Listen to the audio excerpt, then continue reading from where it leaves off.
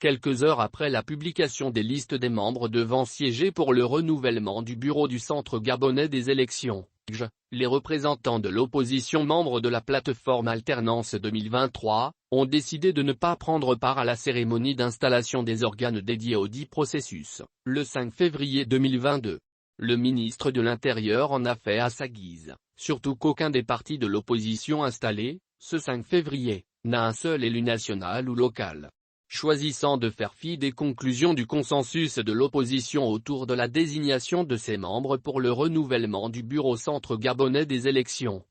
le ministre de l'Intérieur se serait permis de gripper le chronogramme de mise en place du nouveau bureau du centre gabonais des élections. En effet, à quelques heures de l'installation, le 5 février 2023, des organes dédiés au processus de renouvellement du bureau du GJ, les partis membres de la plateforme Alternance 2023, ont décidé de ne pas prendre part à la cérémonie d'installation. En effet, nous constatons que le ministre de l'Intérieur, après avoir reçu la liste constituée au terme de la concertation par lui demandée aux partis politiques de l'opposition, n'en a pas tenu compte et s'est autorisé de choisir les membres de l'opposition, alors qu'aucune disposition du code électoral ne le lui permet. Toute chose que l'opposition que nous représentons récuse, indiquent les 5 partis dans un communiqué de presse, obtenu par Gabon Revient. Si la posture des membres de plateforme Alternance 2023 n'a pas convaincu de reporter la cérémonie d'installation, le processus engagé par le ministre de l'Intérieur ne s'inscrit pas dans l'esprit d'apaisement et de transparence électorale souhaité par le peuple gabonais.